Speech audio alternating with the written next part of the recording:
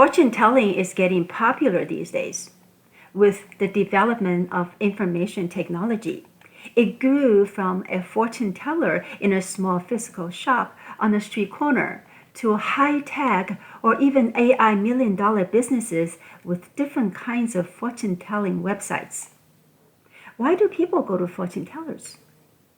During times of uncertainty, stress, or anxiety, some people turn to fortune tellers to predict future events' outcome or interpretation of their life path and destiny. And what exactly is this ethereal, invisible, intangible life called destiny? How can fortune telling tell my destiny? In my previous episode, I talked about how modern scientists see human body as a computer program. If the human body is akin to a computer program, then our destiny could be seen as a complex algorithm coded with variables, conditionals, loops, and other governing principles such as the law of karma. Fortune telling is sometimes called divination or numerology in the Eastern countries. Fortune tellers are the ones, certainly depending on how legitimate, skillful, and reliable they are. They are the ones that have some sort of ability or access to decode the complex program that are written in us. However, their accuracy is always an issue. And also, I have heard about people using quantum mechanics observer effect to explain how the act of prediction renders the result inaccurate. Very interesting theory. In addition to the issue of accuracy, most religious faiths discourage their followers from seeking fortune telling, except for Taoism. I will explain a little bit about Taoism in a few minutes. Back to the reason why most religions discourage against fortune telling. It is because fortune telling is often seen by these religions as conflicting with their spiritual integrity. But most of us humans, we're weak. When facing life challenges like loss of our loved ones, a relationship breakup, facing financial troubles or business difficulties, we need someone on earth who can see beyond this physical world, this mysterious universe arrangement, and decode the complex program and provide guidance to help us get through these life challenges. But is fortune telling a superstition? If it is, why is it sometimes very accurate? If it's not superstition, is it based on some kind of statistics in a scientific sense? I grew up in the East in Taiwan, and so I'm not familiar with Western fortune-telling methods. Today, I'd like to share with you what I know about some of the Eastern fortune-telling methods. I am definitely not an expert, so I may be wrong. In that case, I would love to hear your thoughts in the comment section.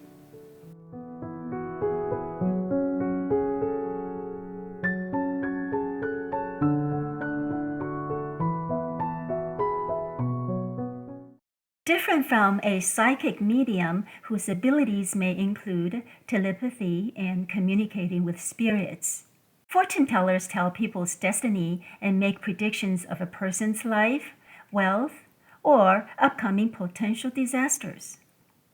They use various tools, methods, numbers, or techniques to read and interpret one's life. In some Asian countries, some people would have their fortune told and get a so-called natal chart, or I call it a life chart. In Chinese, it's called 命盘. Everyone's life chart is different. The life chart will tell what one's major happenings in life, such as your family, your career, your marriage, your children, and even how much wealth you would have, etc. In addition, some people would go to fortune tellers before every Lunar New Year to get a reading of so-called 流年 to seek guidance for the upcoming new year. It may tell you things like when you should be proactive to seek good fortune, when your luck is at its peak, and when you should lay low to avoid misfortune, when your luck in life is low. There are many fortune-telling methods across the world. In the West, there are astrology, tarot cards, crystal ball gazing, and many others. In the East, there are the I-Ching, Chinese 8 characters of birth, also called 八字 in Chinese, 紫微斗数, 铁板神算, 奇门遁甲, astrology, face reading, palmistry, and feng shui, etc. Most of these ancient Chinese divination are still in use in mainland China, Hong Kong, Macau, Malaysia, Singapore, Taiwan, and the Chinese diaspora in Southeast Asia. When considering going to a fortune teller, its accuracy is one issue to consider. A person's religious faith stance on it is another. Let's see what different kinds of religions say about fortune telling. In all 3 Abrahamic religions, including Christianity, Judaism, and Islam, generally prohibits fortune telling and other forms of divination. In Buddhism, during his lifetime, the Buddha prohibited monks and lay followers from practicing astrology or fortune telling. Fortune telling is also called divination or numerology. Some say that it is not scientifically proven. It can only be seen as a pseudoscience that uses tools or numbers to interpret or make predictions. Others say that some of the fortune telling are based on statistics because many predictions rely on generalized patterns of human behavior, common life events, and probabilistic reasoning. From this aspect, some people see fortune telling as a psychological and statistical exercise. In the East, the studies of metaphysics started in ancient China, focusing on understanding the patterns and principles of the universe and its relationship and impact on human lives. The study of destiny is one of the 5 arts of Chinese metaphysics. The 5 arts are mountain, medicine, divination, physical inspection, and destiny, forming an essential foundation for the philosophical study of the universe and its laws. The 5 arts are derived from the I-Ching, sometimes translated to I-Ching, the Book of Changes. I-Ching is one of the oldest and most respected and influential texts in Chinese philosophy, originally believed to have been created more than 3,000 years ago during Zhou Dynasty. The I-Ching combines philosophy, cosmology, and divination into a unified system. It has also influenced ancient Chinese medicine, astrology, religion, politics, economics, music and arts, etc. Many scholars believe that I-Ching provides true solution to not only modern-day humanity's problems, but more so going forward into a new age. I in Chinese means change. Jing means text or scripture. I-Ching is based on the concept of change and the dual opposite principles of yin and yang, in Chinese called yin yang. The Taiji diagram we often see where black represents yin and white represents yang. There is always yin in yang and yang in yin. Yin and yang must be interdependent. Everything in the world contains the characteristics of both yin and yang. including our human bodies.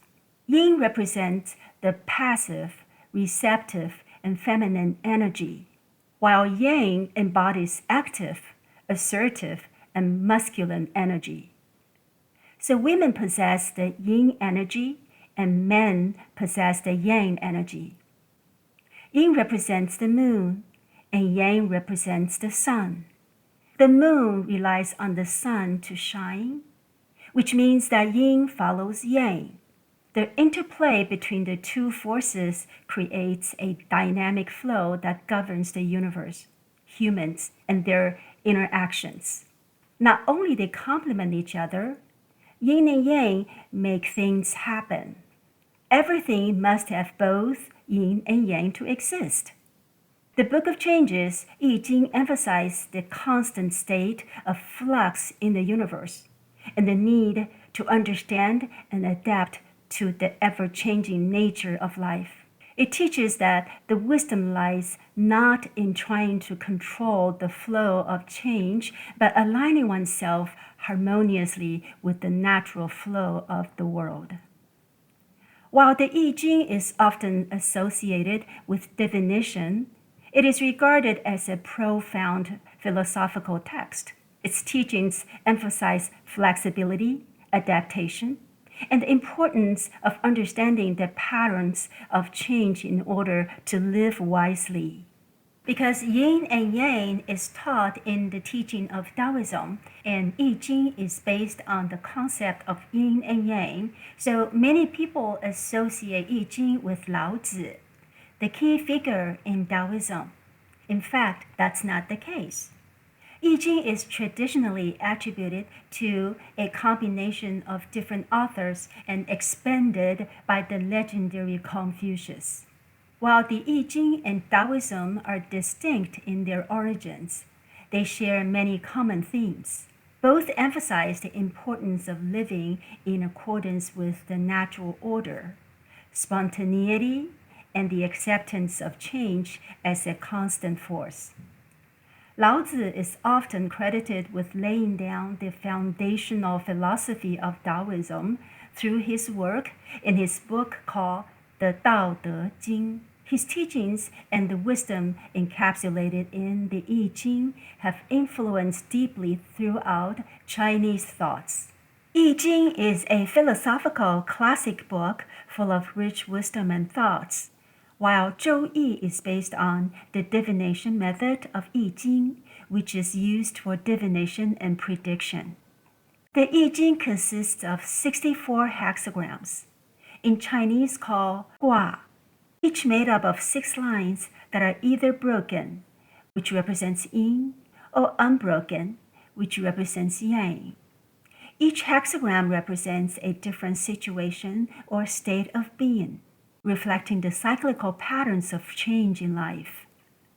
These hexagrams serve as a form of symbolic language that allows practitioner to gain insight into the present and potential future circumstances.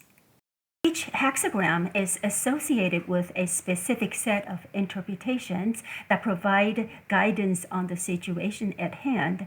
The interpretations focus on the broader principles at work, such as balance, timing, and proper conduct.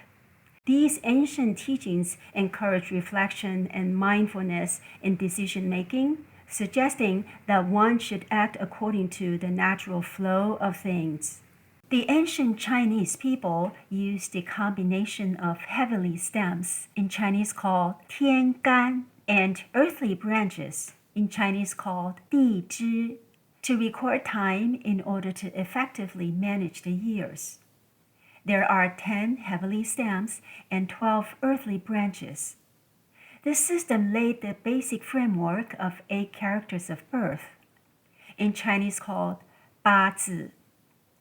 8 characters of birth refer to the date of a person's birth in the Chinese zodiac: year, month, date, and hour. These are 4 columns of stems and branches. 2 characters in each column, a total of 8 characters, so it's called 8 characters of birth.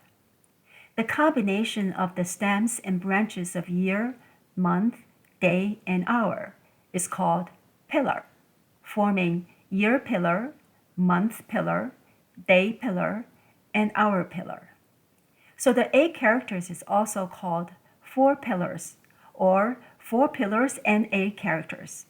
八字四柱.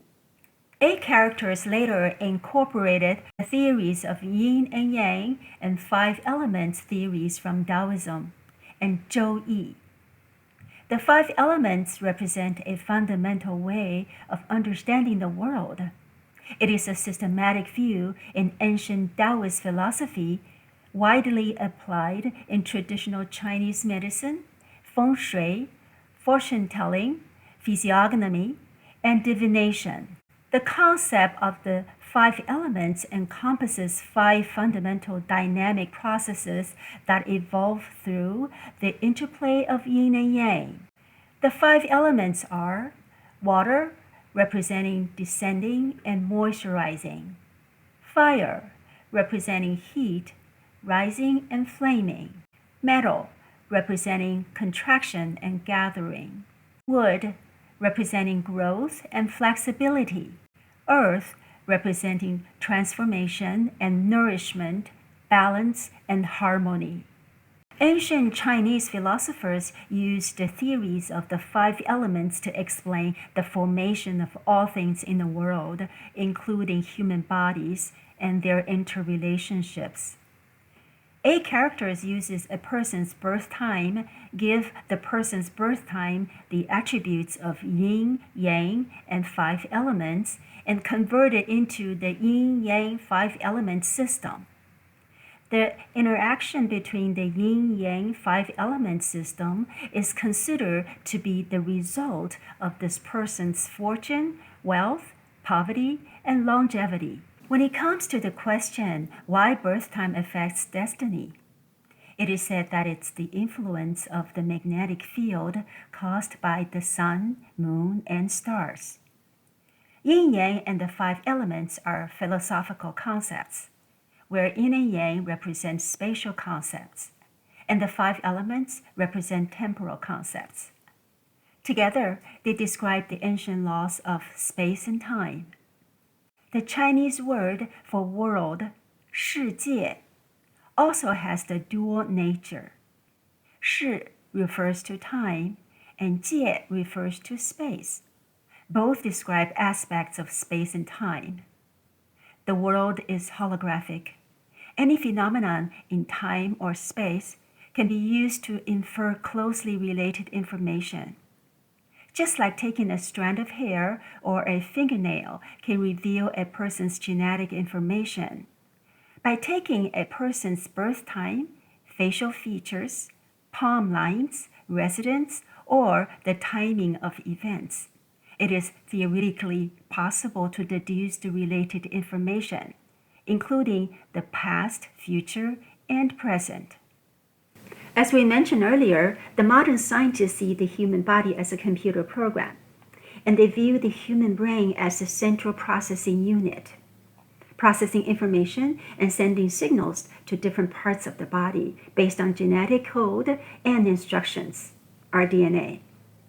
If the science sees human body as a computer program, then our destiny could be seen as a complex algorithm coded with variables, conditionals, loops, and governing principles such as birthday, time, magnetic field caused by the sun, moon, stars, and the law of karma, etc. Our genetic makeup, environment, and personal choices act as input variables, shaping the parameters of our experience. Conditionals determine how we react to different situations, influenced by past actions and subconscious conditioning. Loops represent the cycles we go through, whether karmic patterns, habitual behaviors, or generational influences that repeat until we break them through conscious effort. The Buddhist law of karma functions as a self-correcting feedback system, dynamically adjusting our path based on past deeds, an ethical algorithm that continuously refines our trajectory.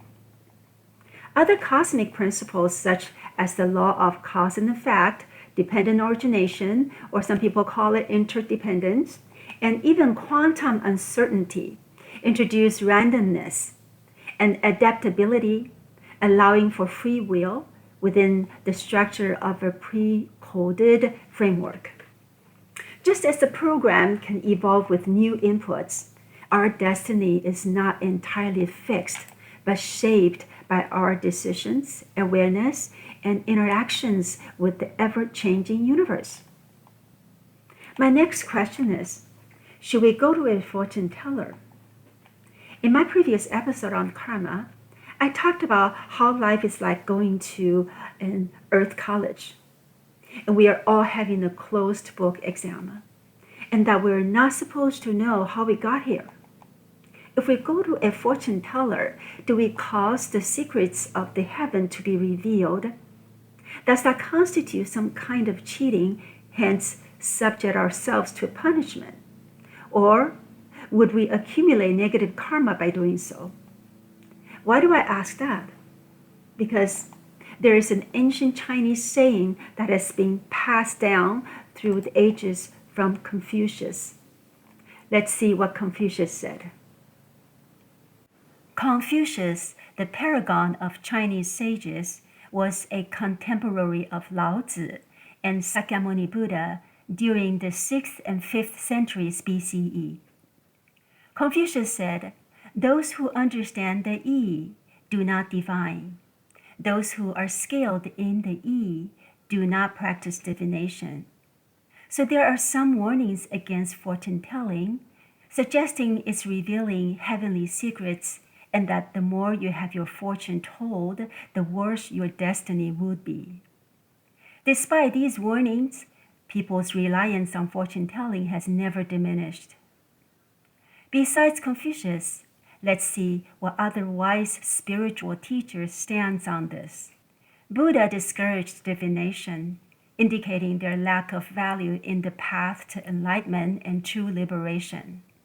He said it contradicts the principle of dependent origination, impermanence, and karma.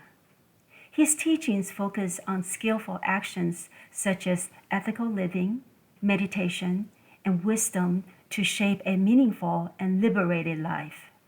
For Christians, as we said earlier, in the Old Testament, divination is prohibited in Deuteronomy. In the New Testament, Jesus said in Matthew chapter 7, verse 7, "Ask, and it will be given to you.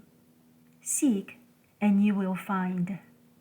Knock, and the door will be opened to you." Instead of turning to fortune tellers, Christians are encouraged to rely on prayer, faith, and scripture for guidance. According to these wise teachers, when we face difficulties in life, instead of relying on predictions, stay strong on the power of your faith. In addition to these opposing stances against fortune telling, some people use a concept in quantum mechanics to explain why fortune telling should not be done. They use the quantum theory, Schrodinger's cat, also known as the observer effect, to say that before the fortune is told, your life path exists in a kind of superposition. There are many potential futures. Once you get a reading, the act of predicting the future is like observing an atom. You collapse the multidimensional superposition states of the future into one, altering its behavior, hence losing its accuracy. I'm not a scientist, but I'm curious to learn if the observer effect can really be applied to fortune telling, and would appreciate it if anyone who knows about quantum mechanics could shed some light on this. We understand our spiritual leaders' positions on fortune telling. However, most as humans, we're weak. Sometimes when we suffer great misfortune or in a difficult life situation, we become depressed and we need help. It's like when we get lost in a strange city Especially if we are facing an important crossroads in our lives, we need to ask for directions. When we are sick, we need a doctor to help us. Or can we look at fortune telling as checking weather forecast of life? See, we try everything possible to justify our need to find out what's in our destiny because we fear the unknown. For people who are on a spiritual path, life is a practice of spiritual cultivation. Those who have reached a high level in their spiritual practice would not seek divination. For those who have not yet achieved that high level in their spiritual journey, if the intention to seek fortune telling is to help others, not for personal gain, and not to harm others, it is a personal choice. Today, we have explained that yin and yang and the 5 elements concept is theoretically possible to deduce most related information of our lives. In my personal experience, the information on the life chart, to a certain degree, are quite accurate. But our destiny is not entirely fixed. It is shaped by countless interacting conditions, including our actions. Through our present choices, we can alter the trajectory of our lives. Life is a mixed bag. Fortune and misfortune will happen, and they go hand in hand. When fortune comes, enjoy it with wisdom. When misfortune comes, embrace it with courage. I wish you all live harmoniously with the world, cultivating inner peace, wisdom, and alignment with the natural order. Thank you for watching. I look forward to seeing you in my next episode.